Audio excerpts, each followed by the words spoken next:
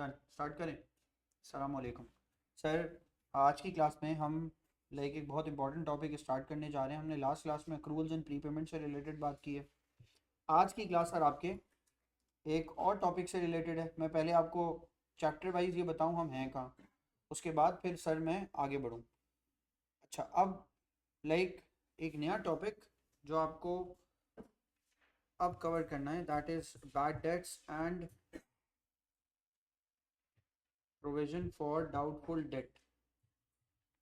Sir हमें अब जो अकाउंटिंग पढ़नी है वो बैड डेट्स की पढ़नी है, मगर उससे पहले पहले मैं आपको एक छोटा सा काम ज़रा सा रिवाइज करा रहा हूँ, वो सुने पहले तो ये कि हमें क्या क्या काम कर लिया और अभी अभी हमें क्या क्या काम मज़ीद देखना बाकी है। सर फॉर एग्जांपल मैं यहाँ से स्टार्ट ले रहा हूँ, मेरी बात सुनिएगा। सर सबसे पहली चीज़ तो ये कि हमने लास्ट क्लास में अक्रूवल्स एंड प्री पेमेंट से पहले जो काम स्टार्ट किया वो था सर हमारे लिए अक्रूवल्स या अक्रूवल बेसिस ऑफ अकाउंटिंग का। मैंने यहाँ लिखा सर हमारे पास जो टॉपिक आ रहा है वो आ रहा है sir accrual basis of accounting से रिलेटेड। मैंने यहाँ के मेंशन किया sir accrual basis of accounting से रिलेटेड हमने काम शुरू किया, राइट? याद है ना, हमने अक्रूवल बेसिस ऑफ अकाउंटिंग को दो हिस्सों में सर सेपरेट किया था, डिवाइड किया था।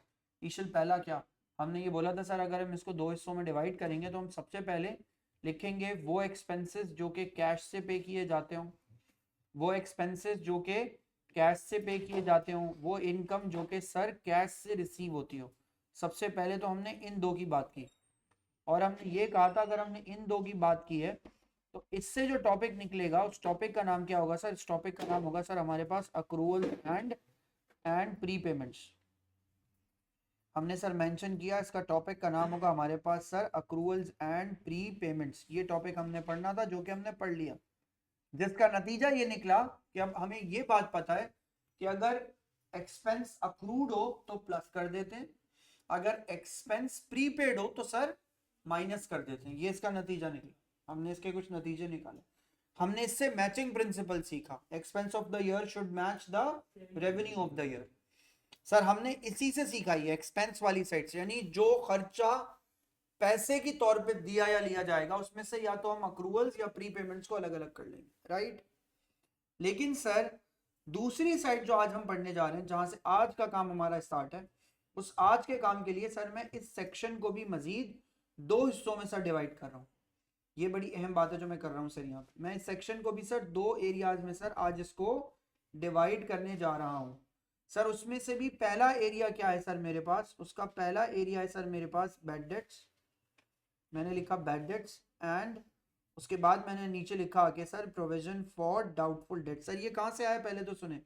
सर ये एरिया मेरा अकाउंटिंग फॉर रिसीवेबल्स टॉपिक है, उसमें से आया है सर। इसका नाम रखा सर मैंने अकाउंटिंग फॉर रिसीवेबल्स। ये एक टॉपिक है और उस अकाउंटिंग फॉर रिसीवेबल्स के अंदर ना सर मुझे ये पढ़ना है।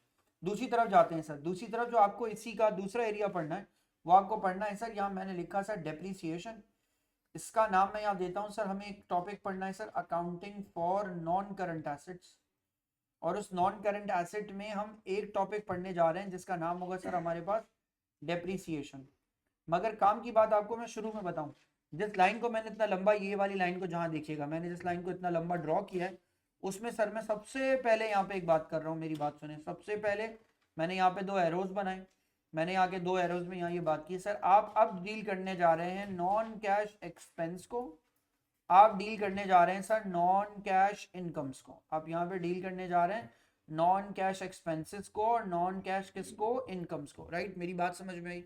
सर जरा कॉपी कर लीजिए जल्दी जल्दी से, तेजी से कॉपी कीजिएगा। जो लोग ऑनलाइन है जल्दी से कॉपी करके give me a good thumbs up, फिर मैं आगे बढ़ता हूँ सर।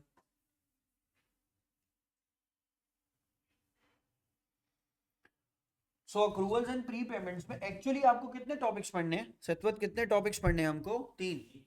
पहला पढ़ा है हमने अक्रूवल्स एंड प्री पेमेंट्स के नाम से, अक्रूवल बेसिस ऑफ अकाउंटिंग में हमें तीन टॉपिक पढ़ने हैं। दूसरा अब हम पढ़ने जा रहे हैं जिसका नाम क्या है sir?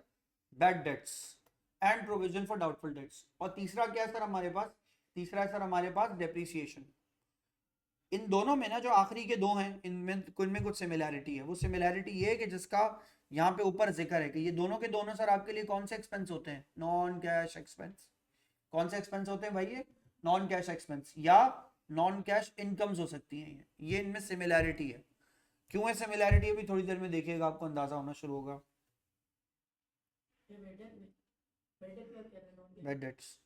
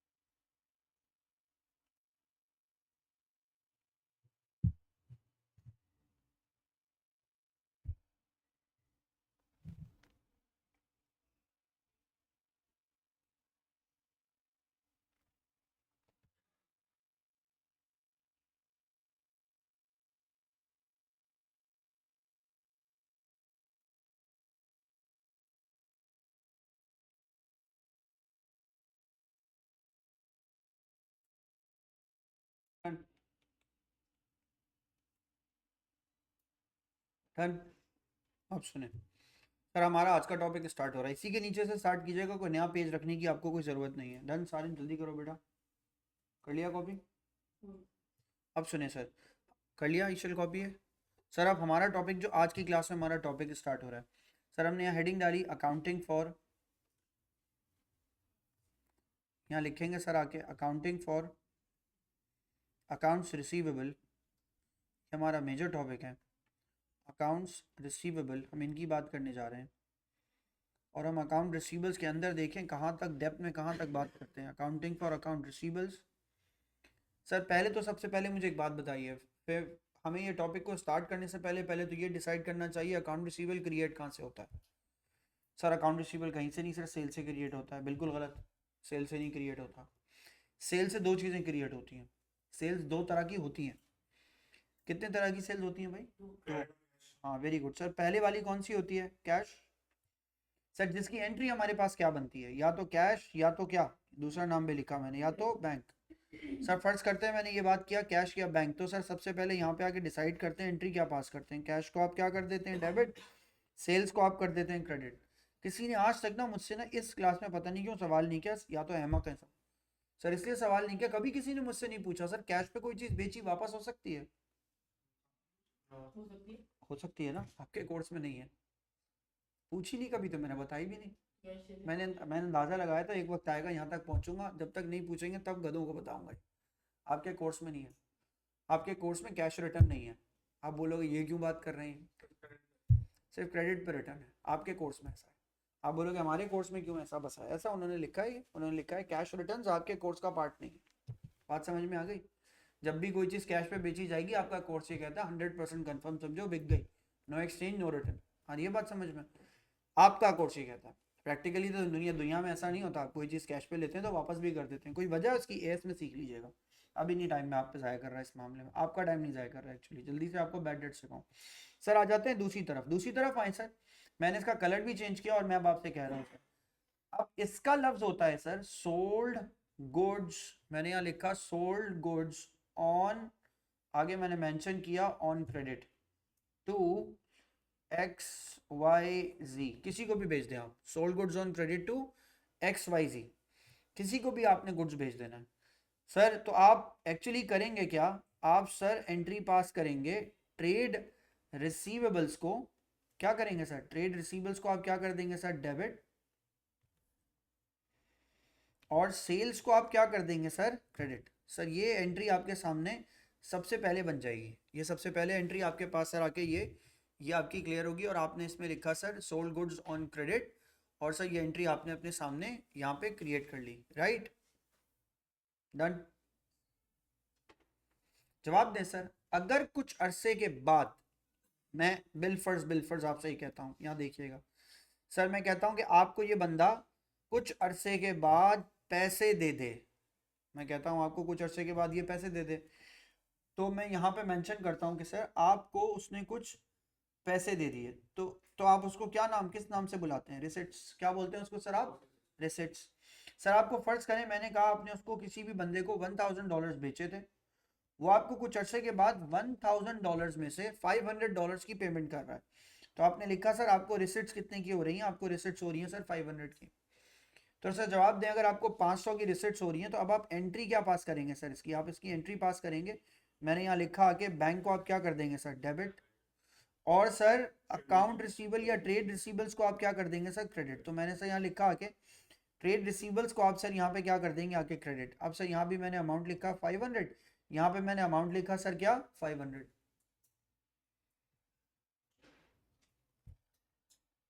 Done.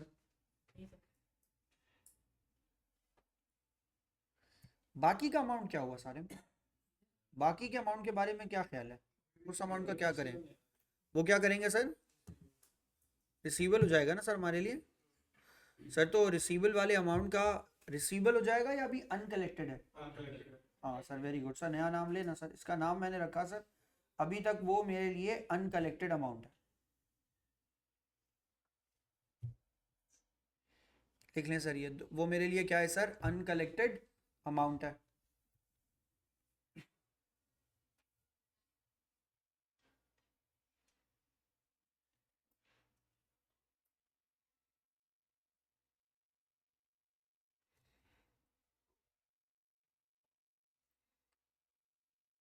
Done. Done sir, जब भी कोई भी अमाउंट मेरे लिए अनकलेक्टेड होता है, गौर से देखें, there are two chances to it other than receiving the amount.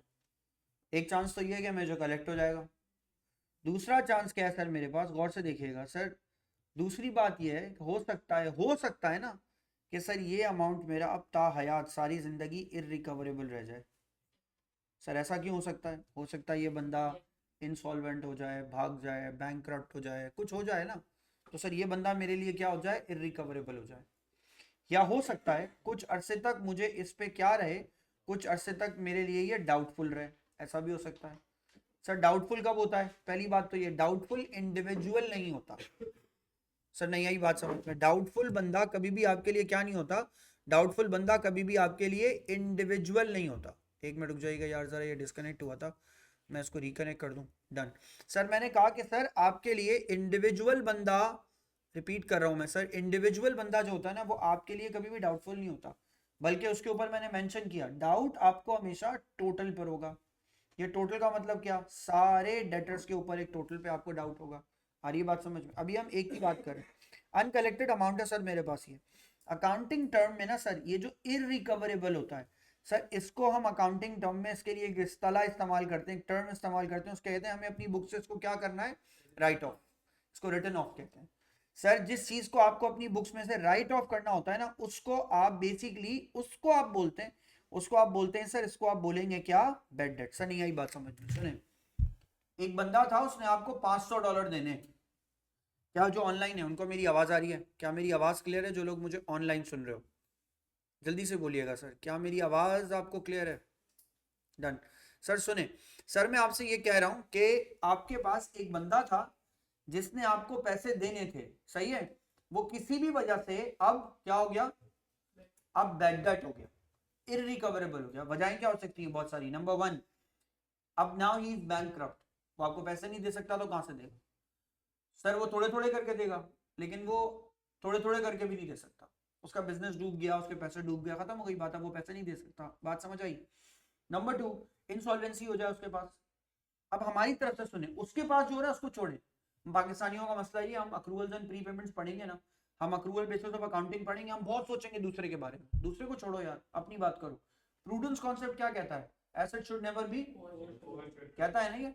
तो जवाब दें, अगर एक बंदा मेरे पास है सारे में, मेरे पास एक बंदा सुबह नहीं है, मुझे पैसे नहीं देंगे, और ये मेरी बुक्स में बार बार बार बार बार बार लिखे जा रहे हैं, ये मेरी बुक्स में हैं, तो जवाब दें क्या इनकी वजह से मेरा एसेट ज्यादा नजर आएगा।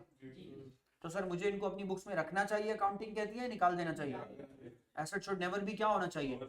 आ रही है बात समझ में, तो इसका मतलब है सर, सर सबसे पहला बच्चे के पास सबसे जिंदगी में सबसे पहला सवाल ये होता है, भाई इरिकवरेबल डेट को निकाल क्यों रहे हो, तो पैसे कौन कलेक्ट करेगा। भाई मसला ये है, इरिकवरेबल डेट के ऊपर सर आप अपना एक कॉन्सेप्ट अप्लाई करते हैं, और वो कॉन्सेप्ट क्या होता है सर, कॉन्सेप्ट होता है प्रूडेंस। और प्रूडेंस की भी आप कौन सी साइड अप्लाई करते हैं sir, assets should never B,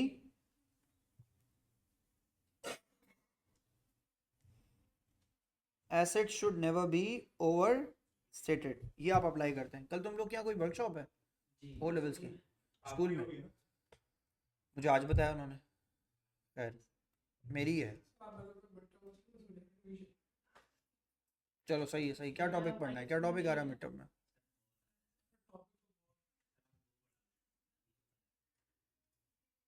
क्या?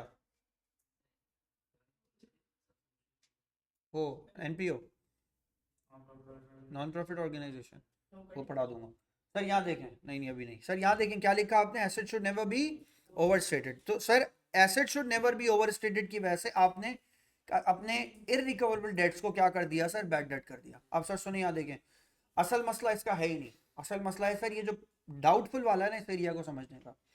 सर आप कह रहे हैं कि मैं डाउटफुल के साथ क्या करूं, जवाब दें। पहली बात तो ये कि सर डाउटफुल से आप कौन सा अकाउंट बनाएंगे, पहले तो यहां देखें।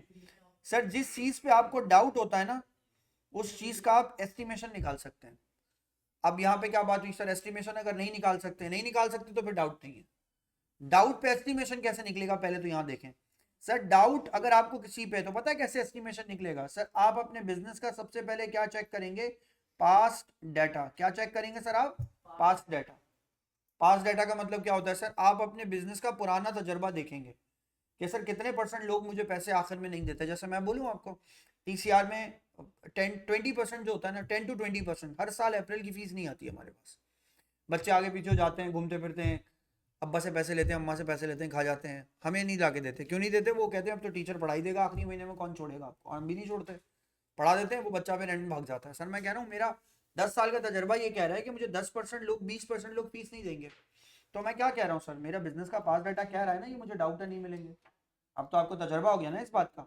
सर अगर आप सीजन में गर्मियों में कॉफी बेचेंगे तो बहुत सारे लोग ऐसा होगा आपको पेमेंट ना करें, लेकिन अगर आप सर्दियों में कॉफी बेचेंगे तो ऑलमोस्ट ज्यादा चांसेस ये हैं कि आपको पैसे रिकवर। इसका मतलब है नेस्ले वाली कंपनी जो होगी उनका ये पास डाटा कहता होगा सर जनवरी फेब में आपको पैसे मिल जाएंगे, जून जुलाई में जरा आपको कम पैसे मिलेंगे। बात समझ आई? हमारा बिजनेस का पास्ट एक्सपीरियंस कह रहा है। स्कूल की फीस की बात कर लें सर, ड्यूरिंग द सेशन फी मिल जाती होगी, जून जुलाई की फीस निकलवाने के लिए ना स्कूल को जान लगानी पड़ती होगी। बात समझ में आई? किसी भी लेवल पे बात कर लो सर, बिजनेस का अपना एक पास्ट एक्सपीरियंस है, पास्ट डाटा है जो ये बता रहा है कि कुछ ना कुछ हो सकता है आपको ना मिले। बात समझ में आ रही है? सर मैंने क्या कहा भी मैं रिपीट कर रहा हूं, हो सकता है ना मिले, कंफर्म नहीं हुआ है। सर दूसरी तरफ आए, सर ये इरिकवरेबल वाली क्या चीज होती है, यहाँ लिखिएगा सर, ये वो लोग होते हैं जो कंफर्म्ड होते हैं। क्या होते हैं सर? कंफर्म्ड। ये जो होते हैं ना सर, इनके ऊपर नाम लिखा हुआ है, ये क्या होते हैं सर, ये डाउटफुल होते हैं। डाउटफुल का मतलब क्या हुआ सत्वर? डाउटफुल का मतलब है sir they are at what, they are at risk.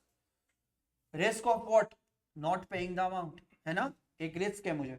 अब लेकिन सुनना सर, अगर वो रिस्क एस्टिमेट किया जा सकता है, उजैफा ये इतनी कोई बारीक सी बात है ना, अगर वो रिस्क जो मुझे लोगों के पैसों के मिलने से मतलब है, अगर वो किसी तरह एस्टिमेट किया जा सकता है तो रिकॉर्ड होगा, वरना नहीं होगा। सर क्यों ऐसा बोल रहे हैं आप? क्योंकि बेटा प्रूडेंस लॉ ये कहता है, प्रूडेंस ये कहता है कि एस्टिमेटेड एक्सपेंसेस, क्या लिखेंगे sir, estimated expenses should be recorded. हाँ शुड ऑलवेज बी रिकॉर्डेड, इसमें ऑलवेज भी लगा सकते हैं आप, शुड बी रिकॉर्डेड। सर इसका मतलब ये है कि आप प्रोविजन पे भी, प्रोविजन का भी एक्सपेंस बना सकते हैं। अच्छा आप सुने, अकाउंटिंग में जितनी भी एस्टिमेशंस होती हैं वो एक अकाउंट के थ्रू होती हैं।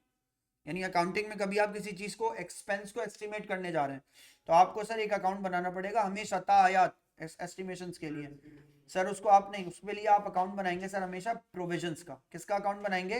प्रोविजंस का। और प्रोविजंस क्या होते हैं सर, मेरी बात सुने, जो आप अकाउंट बनाने जा रहे हैं प्रोविजन का, वो आप बनाने जा रहे हैं, उसकी नेचर क्या होगी? उसकी नेचर होगी कॉन्ट्रा टू एसेट। सर क्या मतलब contra to asset? Contra to asset का मतलब है ये डेबिट साइड पे क्या होंगे, कम, और क्रेडिट साइड पे क्या होंगे सर, ये ज्यादा। क्यों सर? एसेट किस तरफ बढ़ता है? डेबिट साइड पे। ये किस तरफ बढ़ेगा? क्रेडिट साइड पे। ये ऑपोजिट है, ये कॉन्ट्रा टू एसेट है। और ये बात समझ में, इट इज दी, आप जब भी एक्सपेंस को एस्टिमेट करते हैं उसके लिए अकाउंटिंग आपको एक अकाउंट बनाने के लिए अलाउ करता है जिसका नाम क्या है? प्रोविजन। प्रोविजन एसेट के ऑपोजिट होता है क्योंकि एक्सपेंस होता है। आ रही है बात समझ में? अब लेकिन एक्चुअल जो एक्सपेंस होता है उसकी नेचर क्या होती है, वो तो डेबिट साइड पे बढ़ता है और क्रेडिट साइड पे कम होता है। ये एसेट की वैल्यू को कम करने के लिए बनाया जाता है। तो जवाब दो, अगर एसेट बढ़ता है तो क्या होता है, डेबिट। प्रोविजन बढ़ेगा तो क्या होगा, क्रेडिट। ये उस एसेट में से माइनस किया जाएगा। इसकी नेचर क्या है सर, एसेट या एक्सपेंस, ना एसेट ना एक्सपेंस, कॉन्ट्रा टू एसेट। ये कॉन्ट्रा टू एसेट है, एसेट के ऑपोजिट। मेरी बात समझ में, उस सुनो सर। अब सुने सर, ऐसा भी तो हो सकता है, अब सुने सर, जो मैंने बात लिखी मैं उसको आपको यहीं पे क्लियर करूं सर। ऐसा भी तो सकता है, सारिम भाई के जहन में ये सवाल जरूर होगा और मैं आप सबके जहन में ये सवाल शुरू से डाल रहा हूँ सर। ऐसा भी हो सकता है कि सर कभी रिस्क बढ़े और कभी रिस्क कम हो जाए, ये भी तो हो सकता है। अगर मेरे कस्टमर्स बढ़ते जाएंगे तो मेरा रिस्क भी क्या होता जाएगा, बढ़ता जाएगा। और अगर मेरे कस्टमर्स कम होते जाएंगे तो सर मेरा रिस्क क्या होता जाएगा, कम होता जाएगा। मैं आपको एग्जांपल दूं, एक और एग्जांपल ये भी सुने। कोविड में risk not to collect the amount बढ़ेगा या कम होगा, बढ़ेगा। कोविड में इकोनॉमिक कंडीशन अच्छी नहीं है, लोग आपको पैसे नहीं दे सकते, तो आपका रिस्क क्या होगा, बढ़ेगा। और सर अगर मैं आपसे कहूं सर कोविड के बाद की बात करें, कोविड के बाद आपका रिस्क क्या होता जाएगा, कम। अब यहां देखें सर, मेरी बात सुने सर, इसका मतलब है आप ये कहना चाह रहे हैं, मेरी बात सुने, इसका मतलब ये है कि डाउट दो तरीके के होंगे। या तो डाउट आपको क्या होता जाएगा, बढ़ेगा सर, या तो आपका डाउट क्या होगा, या तो आपका डाउट क्या होगा सर, कम होगा। अब सुने सर, अगर आपका डाउट बढ़ेगा तो हम जो अकाउंट खोलेंगे उसका नाम क्या लिखेंगे, उसका नाम होगा सर हमारे पास प्रोविजन फॉर डाउटफुल डेट। क्या नाम लिखेंगे sir, provision for doubtful date. ये हमारे इस टॉपिक का एक बहुत अहम हिस्सा है, डाउटफुल डेट। सर जब हमें डाउट बढ़ेगा, मैं कह रहा हूं जब सर प्रोविजन बढ़ेगा तो सर मैं उसको क्या ट्रीट करूंगा, सर मैं उसको ट्रीट करूंगा एज क्या, एज एक्सपेंस, क्योंकि मेरा एक्सपेंस बढ़ेगा। मेरा रिस्क बढ़ेगा तो मेरा एक्सपेंस भी क्या होगा, इंक्रीज होगा। सर अगर मेरा provision for doubtful date decrease होगा तो सर फिर मैं उसे एक्सपेंस चार्ज नहीं करूंगा, बल्कि मैं उसे क्या चार्ज करूंगा सर, मैं उसे चार्ज करूंगा इनकम। आ रही है बात समझ में। लेकिन सर इनकम को चार्ज होने के लिए पहले एक्सपेंस होना जरूरी है। पहले मेरा रिस्क बढ़ेगा तभी तो कम होगा, डायरेक्ट थोड़ी कम हो जाएगा। तो पहला स्टेप क्या होगा, पहला स्टेप होगा कि पहले वो एक्सपेंस आउट होगा और फिर वो इनकम में वापस कन्वर्ट होगा। मेरी बात समझ में आई। तो सर एक सवाल का जवाब तो आपको शुरू में मिल रहा है, मैं आपको शुरू से एक बात समझा रहा हूँ। यहाँ देखें, मैंने इसको जरा सा जूम आउट किया, और से देखें। बैड डेट पे देखें, मैंने लिखा था इंक्रीज डिक्रीज, बढ़ेगा कम होगा, कुछ नहीं ना। बैड डेट तो जैसा था वैसा ही है ना। तो सर अब यहाँ लिख रहा हूँ सर मैं एक अहम बात, सर बैड डेट हमेशा आपके लिए क्या होगा, बैड डेट हमेशा आपके लिए क्या होगा सर, एक्सपेंस। इसमें इंक्रीज डिक्रीज नहीं होता, इट्स जस्ट एन एक्सपेंस। आ रही है बात समझ में। अब मैं यहाँ आया sir provision for doubtful date पे, सर चेक कीजिएगा जरा प्रोविजन फॉर डाउटफुल डेट को। प्रोविजन फॉर डाउटफुल डेट क्या होगा, मैंने नाम लिखा उसका, सब बच्चे यही नाम लेते भी हैं इसका, provision for doubtful debt, PFDD. Sir जब पीएफडीडी इंक्रीज होता है, यानी इंक्रीज इन पीएफडीडी, सर वो हमारे लिए क्या चार्ज होता है, सर वो हमारे लिए चार्ज होता है एज क्या, एज एक्सपेंस। सर जब हमारा पीएफडीडी, मैंने यहाँ लिखा, जब हमारा पीएफडीडी क्या होता है सर, पीएफडीडी डिक्रीज होता है तो सर वो हमारे लिए क्या चार्ज होता है, सर वो हमारे लिए चार्ज होता है क्या, इनकम। मेंशन कर लीजिए, अदर इनकम में लिखते हैं। तो हाउ मेनी टाइप्स ऑफ, यानी ये कहना चाहिए what are the types of account receivables accounting, sir दो। एक वो जो आपको कंफर्म पैसा नहीं मिलेगा, और एक वो जिसपे आपको डाउट है कि पैसा नहीं मिलेगा। डाउट इंक्रीज डिक्रीज होगा, तो डाउट को आप क्या करेंगे सर, डाउट को आप चार्ज करेंगे एक दफा, क्या जब वो इंक्रीज होगा तो क्या चार्ज करेंगे, एक्सपेंस। और जब वो डिक्रीज होगा तो क्या चार्ज करेंगे, इनकम। अभी शुरू किया है हमने बस, ये आ रही है बात समझ में, अभी जस्ट हमने इसको स्टार्ट लिया, done. Sir what is the concept applied, concept is applied prudence. Prudence क्या कहता है, asset should never B overstated. और जब प्रूडेंस अप्लाइड है तो अक्रूवल बेसिस ऑफ अकाउंटिंग भी अप्लाइड है, मैचिंग प्रिंसिपल भी अप्लाइड है, expense of the year should match the revenue of the year, ये भी अप्लाइड है। फिर सर हमने एक और बात कही कि सर अगर आपका एस्टिमेटेड एक्सपेंस होगा तो आप उस पर प्रोविजन क्रिएट करेंगे, अगर आपका कंफर्म एक्सपेंस होगा तो वो प्रूडेंस का पहला लॉ अप्लाई होगा, asset should never B overstated वाला। आ गई बात समझ में। अब सर सुने, अब ज्यादा आगे बढ़ने से बेहतर है कि पहले मैं आपको एक बार ना, अब क्योंकि सारी चीजें जो है ना वो फॉर्मेट बेस्ड, गौर से सुनो सर, आपकी सारी चीजें जो है ना अब तकरीबन फॉर्मेट बेस्ड जाएंगी। उसमें से एक एरिया मैं आपके सामने लिख रहा हूँ सर। सर दो अकाउंट्स बनाएंगे, टी अकाउंट्स, बिल्कुल आमने सामने बनाइएगा। अगर आपके पास पेज है इस पेज पे तो ठीक है, वरना अदरवाइज नेक्स्ट पेज पे चले जाइए। सर मैं यहाँ के लिखूंगा सर दो टी अकाउंट्स बनाने,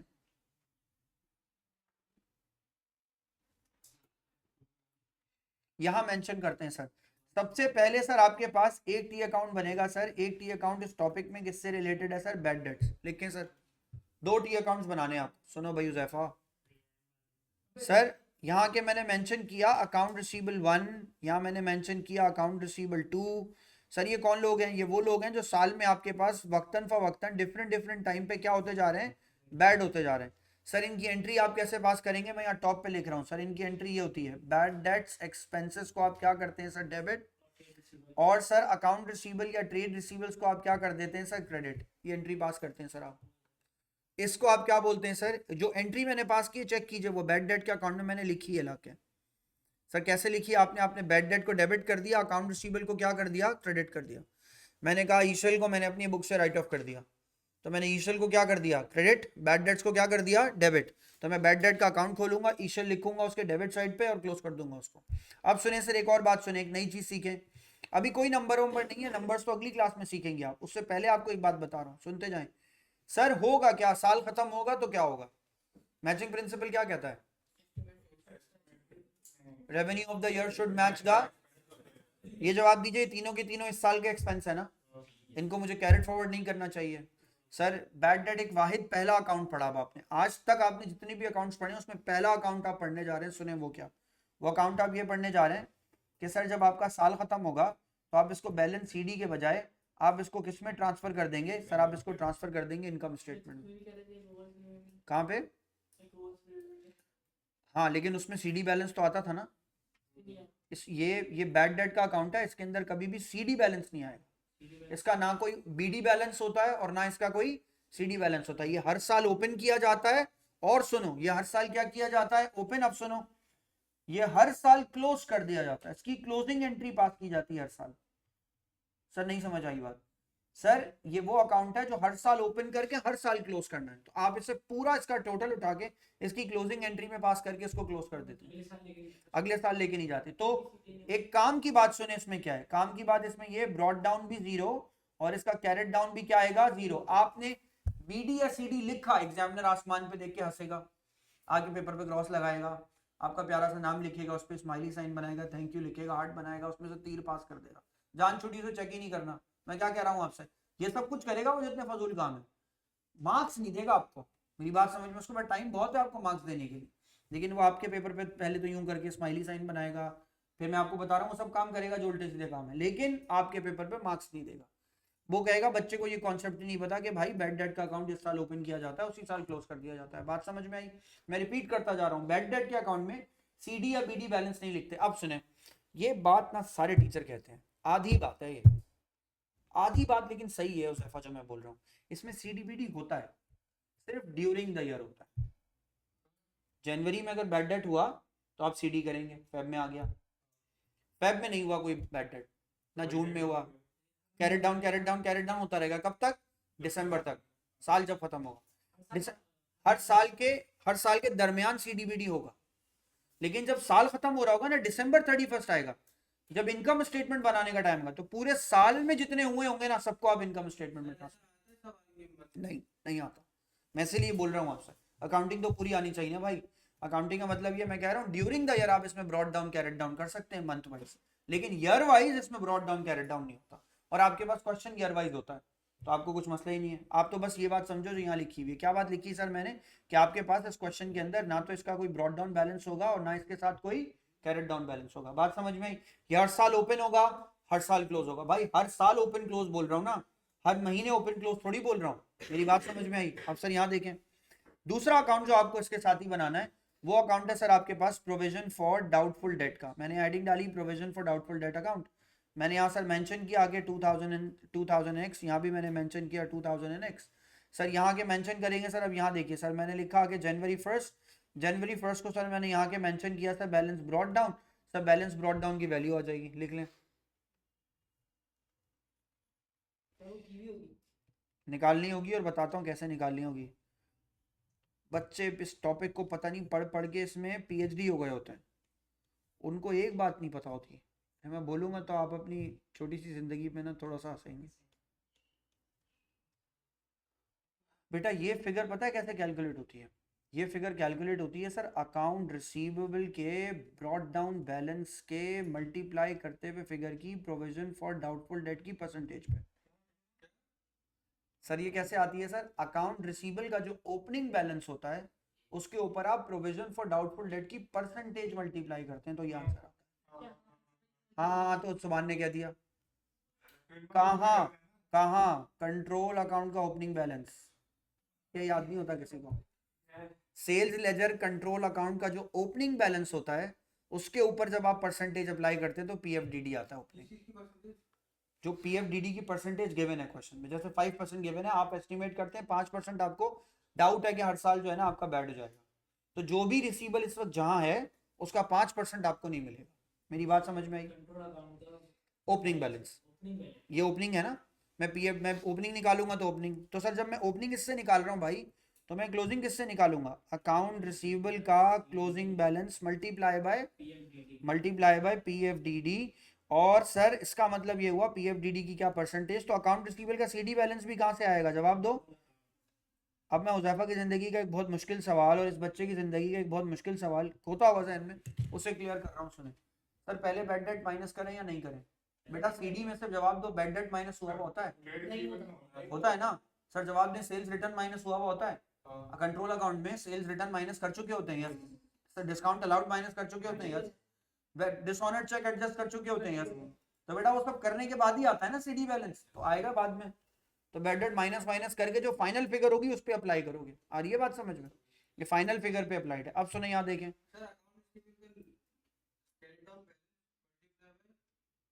पीएफडीडी की जो परसेंटेज गिवन हो, ये दोनों चीजें गिवन होंगी, आपने सिर्फ मल्टीप्लाई करनी है।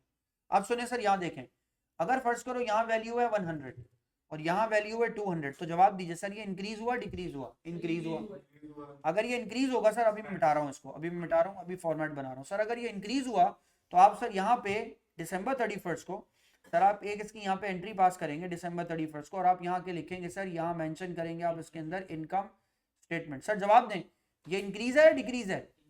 सर अगर ये इंक्रीज है तो ये आपके लिए यहाँ पे क्या बन जाएगा? एक्सपेंस। और फिर कोई गधा होगा, बेवकूफ बच्चा होगा जो अब तक मेरी बात ये नहीं समझ रहा, अब शायद हंसी आए अपने आप पे, सारी जिंदगी इसको बस रटे जा रहे हो। सुनो शायद अब यार, अब तो कम से कम समझो मैं क्या कह रहा हूँ। यहाँ देखो सर, यहाँ आएगा तो इसका आंसर आप क्या लिखेंगे? ओ भाई ये रटा हुआ नहीं है, ये फॉर्मेट रटा हुआ नहीं है। सुनो फिर दोबारा एक बार याद दिला रहा हूँ बेटा, अगर इनकम स्टेटमेंट बनाऊंगा, अगर आईएस बनाऊंगा, मैंने यहाँ लिखा सर आगे, मैंने यहाँ पे आईएस अगर ड्रॉ किया, लिसन दिस, आईएस है ना सर, इस तरफ क्या आता है? रेवेन्यू, इस तरफ क्या आता है? तो बेटा एक्सपेंस इससे ही मैच होगा ना, इसलिए होता है, मेरी मर्जी थोड़ी है, मैं अपनी मर्जी से थोड़ी चल रहा हूँ। और सर रेवेन्यू इससे मैच होता है। आ रही बात समझ में? सर अगर डिक्रीज होता है तो इस तरफ फिर वही रट रहे हो। इनकम स्टेटमेंट अगर यहाँ है, अगर इनकम स्टेटमेंट यहाँ है तो जवाब दो, इनकम स्टेटमेंट इससे मैच हो रहा है या इनकम स्टेटमेंट अगर वहां है तो क्रेडिट साइड पे जाके मैच होगा? क्या करूं सर, यहाँ पे मैच होगा ना, डबल एंट्री कंप्लीट, तो ये वाला मेरा क्या बन जाएगा? एक्सपेंस। और अभी थोड़ा कुछ दिनों पहले याद करो, सैलरीज के अकाउंट में इनकम स्टेटमेंट कहाँ लिख रहे थे? जितने भी एक्सपेंस के अकाउंट बनाए थे अभी से पहले, अक्रूवल्स एंड प्री पेमेंट्स में, उसमें बैंक किस तरफ लिख रहे थे? डेबिट में। और इनकम स्टेटमेंट किस तरफ लिख रहे थे? क्रेडिट में, इसीलिए तो लिख रहे थे वहां एक्सपेंस। इनकम स्टेटमेंट अगर किसी भी टी अकाउंट के क्रेडिट साइड पे तो एक्सपेंस है, अगर इनकम स्टेटमेंट किसी भी टी अकाउंट के डेबिट साइड पे तो क्या है? इनकम है। वही तो कर रहे हैं हम काम। आ रही है बात समझ में? सर यहाँ गया मैंने ये मिटा दिया, ये तो अब आपको याद रखना है। सर मैंने यहाँ तक ये अकाउंट ड्रॉ किए इसके। सर एक बात आखिरी क्लास के आखिरी हिस्से में यहाँ पे लिख दूँ, सर जवाब दें, क्रेडिट साइड मेरी क्या कर रही है सर? इंक्रीज। और डेबिट साइड सर मेरी क्या कर रही है सर? डिक्रीज। कॉपी कर लें सर ये। बस यही था क्या आज का आपका काम? बहुत हो गया आपका, दिमाग मैंने बहुत खा लिया, सब बहुत है। रिपीट करो सर। सर क्रेडिट सेल से रिलेटेड है टॉपिक या कैश सेल से? कैश कौन है? क्रेडिट सेल से। सर जवाब दें, किससे रिलेटेड है? क्रेडिट सेल से, है ना? एक और बात का मुझे जवाब दें। हाँ भाई बोलें, कोई हैंड रेस, कोई क्वेश्चन है तो पूछें, टाइप कर दें मैसेज में। सर मेरी बात सुने, यहाँ देखें, बैड डेट कंफर्म होता है या डाउटफुल होता है? कंफर्म वाले के लिए अकाउंटिंग पॉलिसी क्या है? It should be written off, so that asset should never be overstated. दूसरे वाले के लिए क्या है sir? Provision, it's a doubt, and doubt can be estimated, if it can be estimated it should be recorded. तो sir हमारा doubt कैसे sir estimate हो जाएगा? माजी के तजर्बे से।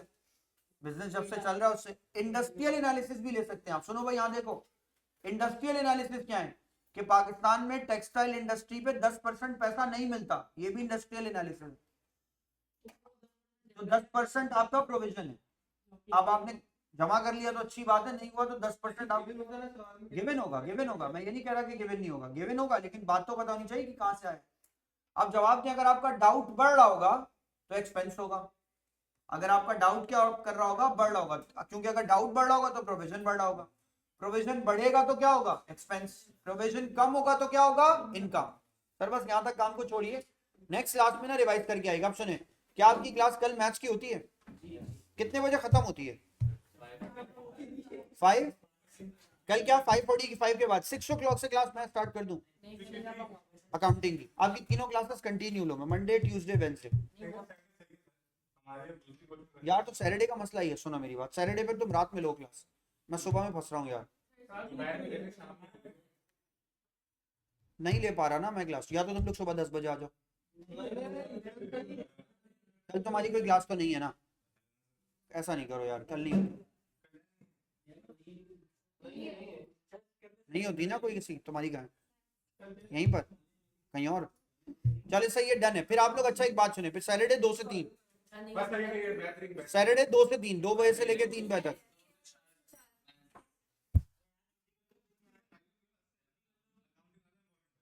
नहीं 2 से 4 नहीं, तो फिर 1 से 2 यहाँ नहीं होती, 1 से 2, 12 से 1, 12 से 1, सैटरडे 12 से 1। अरे मेरी क्लासें होती हैं कहीं और भाई, मैं कोई फ्री थोड़ी हूँ। वरना कल की क्लास में क्या मसला है? कल 6 से 7 हो जाएगा, 6 से 7 कल डन है। कल 6 से 7 डन है भाई, जल्दी जल्दी बोलो। 6 से 7 कल, 6 से 7, 6 से 7 कल डन है, कल 6 से 7। हाँ हाँ बिल्कुल आएंगे।